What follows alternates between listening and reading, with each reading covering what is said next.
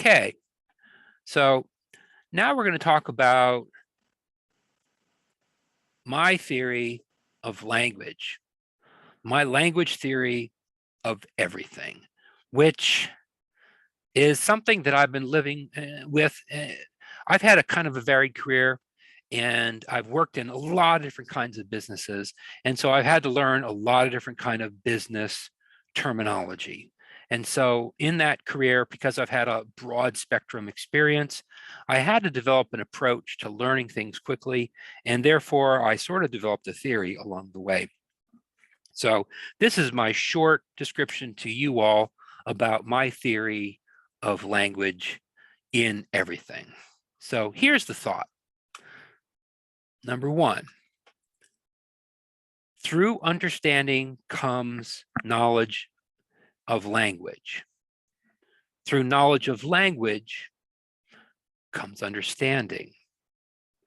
And number three, this is a cycle, but it can be started at either side through language or through understanding. And here's the basis of my theory.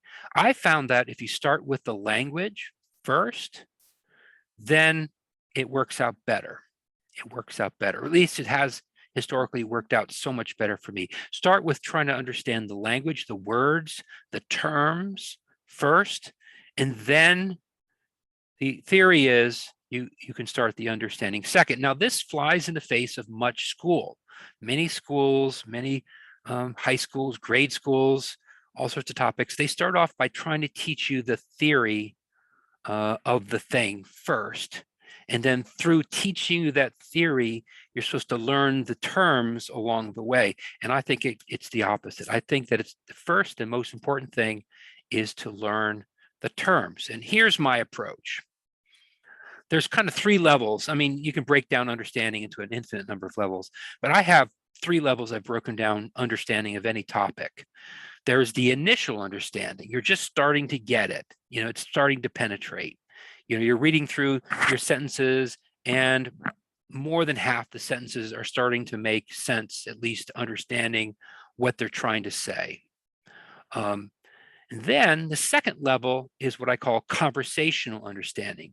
You're well more than half in terms of reading skills, and you can communicate well with other people in the field, at least be able to ask them intelligent questions and to understand most of their answers.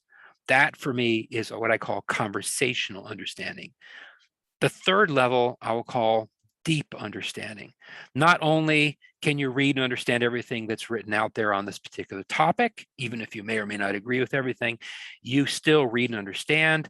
You can have deep conversations, and you can create original concepts within that area of expertise. You're actually one of the experts now, once you're achieving deep understanding. So my theory is this: start with terminology, because with terminology, you can create that penetration into initial understanding, right? So let me turn on my highlighter. And let's do a red highlight.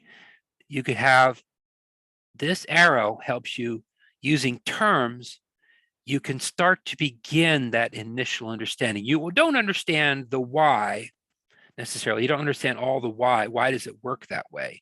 Why would we want that? What's the kind of core concepts may still escape you, but the terms and the basic approach to the words make it so you have an initial understanding. And then the terms and the concepts can work together, and you create this cycle between understanding terms and then learning concepts as the next level of communication. And why do I start with the terms? It's because once you can start asking questions and understanding the answers from the conversational standpoint, then your learning accelerates. So first learn the terms, then once you start having conversations, then you can start asking your instructor or your coworkers intelligent questions, and your understanding deepens more quickly.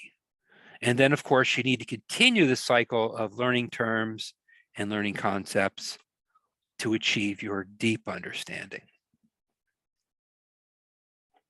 So that's my basic theory.